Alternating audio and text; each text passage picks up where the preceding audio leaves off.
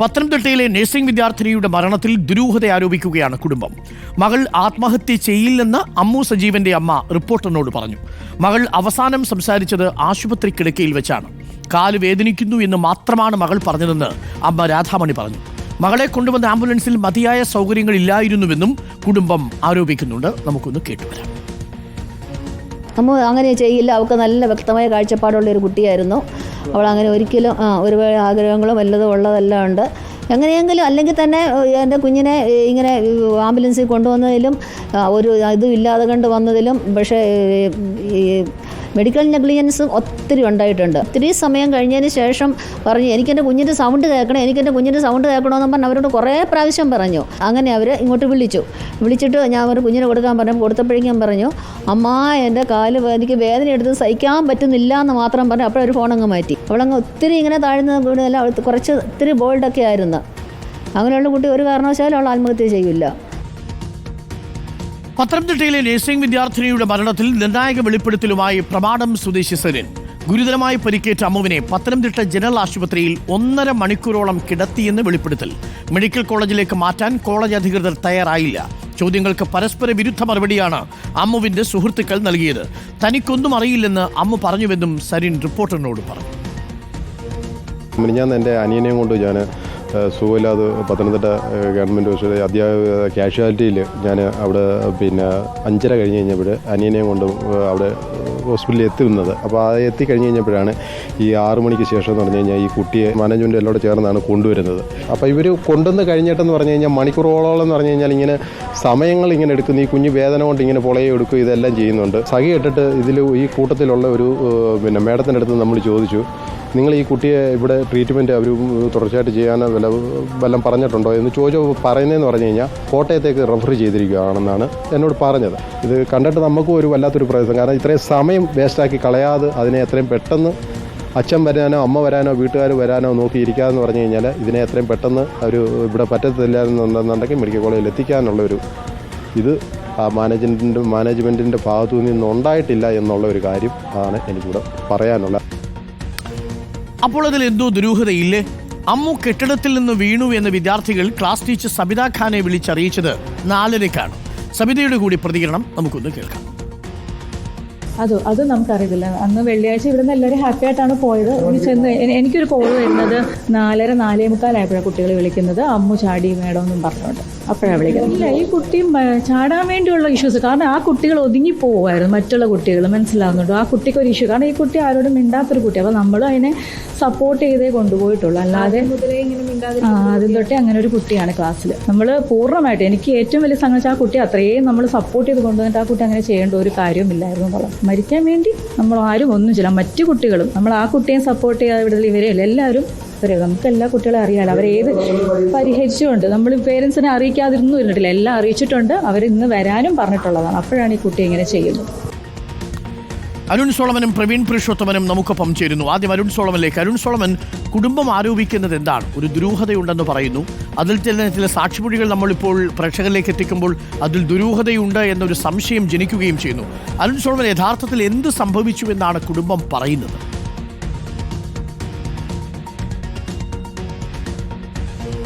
Arun, good morning. Ammu സജീവിന്റെ മരണത്തിൽ ഇപ്പോൾ ദുരൂഹത ഏറുന്നു എന്നുള്ളത് തന്നെയാണ്. കാരണം ഈ അമ്മു സജീവ് എന്നും വീട്ടിലെ അമ്മയും അതുപോലെ തന്നെ അച്ഛനെയും സഹോദരനെയും എന്നും വിളിച്ചുകൊണ്ടിരുന്ന ഒരു കുട്ടിയാണ്. അപ്പോൾ ഈ ദിവസം, ഈ വെള്ളിയാഴ്ച ദിവസം ഈ 4:30 അച്ഛൻ ഈ അമ്മുവിനെ വിളിക്കാൻ ശ്രമിക്കുന്നു. പക്ഷേ അമ്മുവിൻ്റെ ഫോൺ റിങ് ചെയ്യുന്നുണ്ടെങ്കിലും അമ്മുവിനെ കിട്ടുന്നില്ല. തുടർന്ന് ഹോസ്റ്റൽ വാർഡൻ സുധാമണിയെ വിളിക്കുന്നു. സുധാമണി എടുക്കുന്നില്ല. 5:25 സുധാമണി ആദ്യമായിട്ട് ഈ വീട്ടുകാരോട് സംസാരിക്കുന്നത്. ഇത്തരത്തിൽ അഴയിൽ തുണിയിടാൻ മുകളിൽ കയറി അങ്ങനെ ഈ തുണിയിടാൻ പോയ സമയത്ത് കാൽ തെറ്റി വീണതായിരിക്കാം എന്നുള്ളതാണ് സുധാമണി വീട്ടുകാരോട് പങ്കുവെക്കുന്നത്.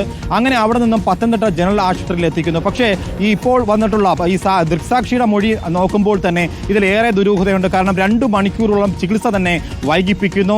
വീട്ടുകാർ ഇത്തരത്തിൽ അപകടം നടന്നു എന്ന് അറിയുമ്പോൾ തന്നെ വീട്ടുകാർ പ്രധാന പ്രധാനമായും പറയുന്നത് നല്ലൊരു ആംബുലൻസിൽ തിരുവനന്തപുരം മെഡിക്കൽ കോളേജിൽ എത്തിക്കണമെന്നുള്ളതാണ്. അതുപോലും പാലിച്ചില്ല എന്നുള്ളത് തന്നെയാണ് കഴിഞ്ഞ ദിവസം അമ്മുവിൻ്റെ അമ്മ രാധാമണി പങ്കുവെക്കുന്നത്. ഇവർ ഒരു റിട്ടയർഡ് നഴ്സിംഗ് സൂപ്രണ്ടായിരുന്നു. അതുകൊണ്ട് തന്നെ അവർക്ക് ഈ കാര്യങ്ങളെല്ലാം വ്യക്തമായ ബോധ്യമുള്ള ഒരു സ്ത്രീ കൂടിയാണ്. പക്ഷേ ഈ അമ്മുവിനെ ആംബുലൻസിൽ ഇറക്കുമ്പോൾ ഒരു ഓക്സിജൻ പോലും നൽകിയിരുന്നില്ല. ഓക്സിജൻ്റെ അങ്ങനെയുള്ള സംവിധാനങ്ങളോ വെന്റിലേറ്ററോ ഒന്നുമില്ലാത്ത ഒരു ആംബുലൻസിലാണ് തിരുവനന്തപുരം മെഡിക്കൽ കോളേജിൽ എത്തിച്ചു എന്നുള്ളതാണ്. ഇതിൽ പ്രധാനമായും മറ്റൊരു മൊഴി നമുക്ക് ഇന്നലെ ലഭിച്ചതെന്ന് പറഞ്ഞു കഴിഞ്ഞാൽ ഇവിടെ ഉണ്ടായിരുന്ന വാർഡ് മെമ്പർ ബിന്ദു സത്യൻ പറഞ്ഞ മറ്റൊരു കാര്യം, ഈ കുട്ടി മുകളിൽ നിന്ന് വീണതിൻ്റെ യാതൊരു തെളിവും ഈ കുട്ടിയുടെ ശരീരത്തിലോ അതുപോലെ ഇതിൻ്റെ വസ്ത്രത്തിലോ ഉണ്ടായിരുന്നില്ല. യൂണിഫോമാണ് അമ്മു സജീവ് ഇട്ടിരുന്നത്. ആ യൂണിഫോം ഇട്ടിരുന്നതിൽ നെഞ്ചിൻ്റെ ഭാഗത്ത് തുണി ചെറുതായിട്ട് കീറിയിരുന്നു. അത് കത്രിക കൊണ്ട് വെട്ടിയിരുന്നതൊന്നുമല്ല, ചെറുതായിട്ടുള്ളൊരു കീറൽ മാത്രമാണ് ഉണ്ടായിരുന്നത്. മറ്റ് പൊടികളോ ചെളിയോ ഒന്നും പുരണ്ടില്ല എന്നുള്ളത് തന്നെയാണ് ഈ വാർഡ് മെമ്പർ അയിരൂർപ്പാറ 8ാം വാർഡ് മെമ്പർ ബിന്ദു സത്യനും നമ്മളോട് പങ്കുവച്ചിരിക്കുന്നത്. അതുകൊണ്ട് തന്നെ ഈ വിഷയത്തിൽ ഏറെ ദുരൂഹതകളുണ്ട്. ഒരാഴ്ചയ്ക്ക് മുന്നേ തന്നെ അമ്മുവിനെ മാനസികമായി പീഡിപ്പിച്ചു എന്ന് പറഞ്ഞുകൊണ്ട് സഹപാഠികൾ 3 സഹപാഠികൾക്ക് ഒരു പരാതി അമ്മുവിൻ്റെ അച്ഛൻ Sajeev college principal N Abdul സലാമിന് നൽകിയിരുന്നു. ഈ പരാതി മെയിൽ വഴിയാണ് നൽകിയിരുന്നത്. ഇതുമായി ബന്ധപ്പെട്ട് കഴിഞ്ഞ ബുധനാഴ്ച അമ്മുവിൻ്റെ അച്ഛനെയും ഈ ബന്ധപ്പെട്ട കുട്ടികളുടെ രക്ഷിതാക്കളെയും കോളേജിൽ വിളിപ്പിച്ചിരുന്നു. അമ്മുവിൻ്റെ അച്ഛൻ ഒരു ഹാർട്ട് പേഷ്യൻ്റ് ആയിരുന്നു. ആൻജിയോഗ്രാം കഴിഞ്ഞ് കുറച്ച് മാസങ്ങളെ ആയുള്ളൂ. അതുകൊണ്ട് തന്നെ ഈ കഴിഞ്ഞ ബുധനാഴ്ച അദ്ദേഹത്തിന് കോളേജിൽ പോകാൻ സാധിച്ചിരുന്നില്ല.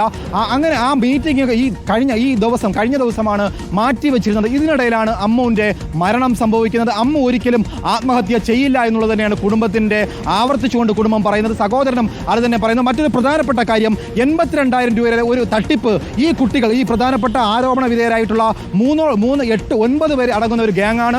അതിൽ 3ഓളം വരുന്ന കുട്ടികൾ ഈ അമ്മുവിനെ നിരന്തരമായി ടോർച്ചർ ചെയ്തിരുന്നു എന്നുള്ളതാണ് അമ്മുവിൻ്റെ അമ്മ ആരോപിക്കുന്നത്. അതിൽ ഈ 82,000 രൂപ ആലപ്പുഴയിലെ ഒരു ക്യാമ്പുമായി ബന്ധപ്പെട്ട് ഈ അവസാന വർഷ വിദ്യാർത്ഥികളായതുകൊണ്ട് തന്നെ ഒരു ക്യാമ്പ് ഉണ്ടായിരുന്നു. ആ ക്യാമ്പിൽ 82,000 രൂപ തട്ടിപ്പ് നടത്തി. അത് അമ്മു സജീവിന് അറിയാമായിരുന്നു. അതിൽ 1000 രൂപ അമ്മുവിൻ്റെ ഫണ്ടായിരുന്നു. അത് തിരികെ ചോദിച്ചിരുന്നു. അത് തിരികെ നൽകിയില്ലെങ്കിൽ കോളേജ് പ്രിൻസിപ്പൽ N അബ്ദുൽ സലാമിനെ അറിയിക്കുമെന്നുള്ളതും അമ്മു ഈ കുട്ടികളോട് പറഞ്ഞിരുന്നു. ആ പൈസ ഒടുവിൽ അമ്മുവിനെ ഏൽപ്പിക്കുന്നു. പക്ഷേ ടൂറുമായി ബന്ധപ്പെട്ട് ടൂറിൻ്റെ കോർഡിനേറ്റർ ആയിട്ടായിരുന്നു അമ്മുവിനെ ക്ലാസ്സിലെ ടീച്ചർ തിരഞ്ഞെടുത്തിരുന്നു. ആ കോർഡിനേറ്ററായിട്ട് തിരഞ്ഞെടുത്തത് കൊണ്ട് തന്നെ അതിലും ഈ കുട്ടികൾക്ക് എതിർപ്പുണ്ടായിരുന്നു. അമ്മു ടൂറിൻ്റെ കോർഡിനേറ്റർ ആയാൽ ടൂറിന് മറ്റുള്ള ഭൂരിഭാഗം വരുന്ന കുട്ടികൾ പങ്കെടുക്കില്ല എന്ന് പറഞ്ഞുകൊണ്ട് അമ്മുവിനെ മർദ്ദിക്കുന്ന ഒരു ഘട്ടത്തിലേക്ക് ഈ കാര്യങ്ങൾ കടന്നുപോയപ്പോഴാണ് അമ്മുവിൻ്റെ അച്ഛൻ ഈ സജീവ് 2ാമത് കോളേജ് പ്രിൻസിപ്പലിന് പരാതി നൽകുന്നത്. ഇതിന് മുന്നേയും ഒരു പരാതി നൽകി എന്നുള്ളത് കഴിഞ്ഞ ദിവസം ഈ അമ്മുവിൻ്റെ അമ്മ രാധാമണി നമ്മളോട് പങ്കുവച്ചിട്ടുണ്ട്. അരുൺ, ഓക്കെ, എന്തായാലും കുടുംബം ആരോപിക്കുന്നത് ഇതിലൊരു ദുരൂഹതയുണ്ടെന്നാണ്.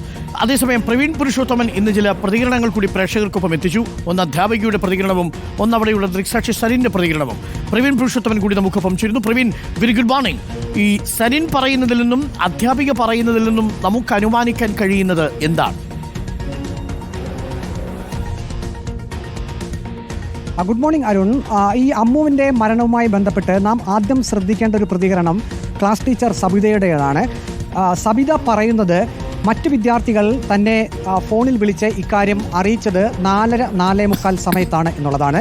ഇനി നാം നേരെ പത്തനംതിട്ട ജനറൽ ആശുപത്രിയിലെ ദൃക്സാക്ഷിയിലേക്ക് പോവുകയാണെങ്കിൽ 4:45 സമയത്ത് ചുട്ടിപ്പാറയിലെ നഴ്സിംഗ് അവിടെ ഉണ്ടായിരുന്ന അല്ലെങ്കിൽ മേലെ വെട്ടിപ്പുറം എന്ന സ്ഥലത്തെ ഹോസ്റ്റലിൻ്റെ കെട്ടിടത്തിന് മുകളിൽ നിന്നും അമ്മു വീഴുന്നു. അതിനുശേഷം കിലോമീറ്ററുകൾ മാത്രം, അതായത് ഒരു 10-15 മിനിറ്റ് കൊണ്ട് പത്തനംതിട്ട ജനറൽ ആശുപത്രിയിലേക്ക് അവിടെ നിന്ന് എത്താം.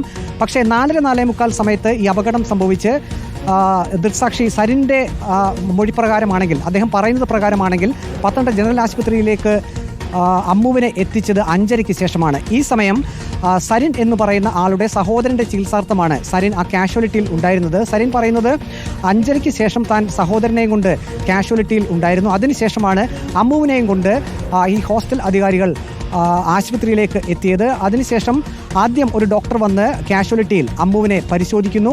അതിനുശേഷം മറ്റൊരു മുറിയിലേക്ക് അമ്മുവിനെ കൊണ്ടുപോകുന്നു. ശേഷം 45 മിനിറ്റിന് ശേഷമാണ് വീണ്ടും കാഷ്വാലിറ്റിയിലേക്ക് അമ്മുവിനെ എത്തിക്കുന്നത്. അതിനുശേഷം അവിടെ വൃശ്ചികം 1 തലേദിവസമായതിനാൽ അവിടെ പത്തനംതിട്ട DYSP ഉൾപ്പെടെയുള്ളവർ അവിടെ എയ്ഡ് പോസ്റ്റിൻ്റെ ഒരു ഉദ്ഘാടന ചടങ്ങുണ്ടായിരുന്നു പത്തനംതിട്ട ജനറൽ ആശുപത്രിയിൽ. അപ്പോൾ സ്വാഭാവികമായും ഉയർന്ന പോലീസ് ഉദ്യോഗസ്ഥർ പത്തനംതിട്ട ജനറൽ ആശുപത്രിയിൽ ഉണ്ടായിരുന്നു. DYSP ഉൾപ്പെടെയുള്ളവർ ഈ കുട്ടിയുടെ അടുത്ത് വന്ന് അമ്മുവിൻ്റെ അടുത്ത് വന്ന് ചോദിക്കുന്നുണ്ട് എന്താണ് സംഭവിച്ചതെന്ന്. അപ്പോൾ അമ്മു ആ കിടക്കയിൽ അല്ലെങ്കിൽ ആശുപത്രിയിൽ കിടക്കയിൽ കിടന്നുകൊണ്ട് പറഞ്ഞ് തനിക്കൊന്നും അറിയില്ല, തനിക്ക് കാൽ വലുതായി വേദനിക്കുന്നു എന്ന് പറഞ്ഞ് കരഞ്ഞു എന്നാണ് സരിൻ പറയുന്നത്. അതിനുശേഷം സരിൻ കൃത്യമായി പറയുന്നു 7:30-നും 7:45-നും ഇടയിലാണ് ഒരു ആംബുലൻസ് പത്തനംതിട്ട ജനറൽ ആശുപത്രിയിലേക്ക് എത്തുകയും ഈ അമ്മുവിനെ തിരുവനന്തപുരം മെഡിക്കൽ കോളേജ് ആശുപത്രിയിലേക്ക് കൊണ്ടുപോവുകയും പോവുകയും ചെയ്തു. അതിനിടെ ഈ കൂടെ വന്ന ആളുകളോട് സരിൻ ചോദിക്കുന്നുണ്ട്, ഇങ്ങനെ വേദന കൊണ്ട് പുളയുമ്പോൾ ഈ കുട്ടിയെ മറ്റേതെങ്കിലും ആശുപത്രിയിലേക്ക് മാറ്റിക്കൂടെ എന്ന്.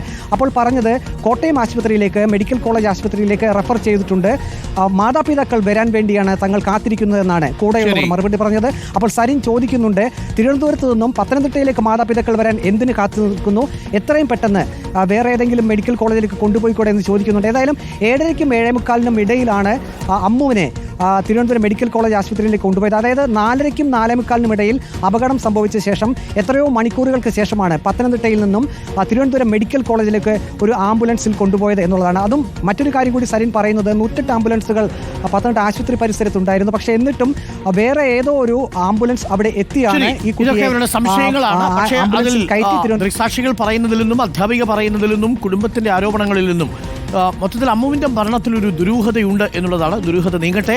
അന്വേഷണ സംഘം കൃത്യമായി ഓരോ വിവരവും അന്വേഷിച്ച് നമ്മുടെ മുന്നിലും കുടുംബത്തിന് മുന്നിലും എത്തിക്കട്ടെ.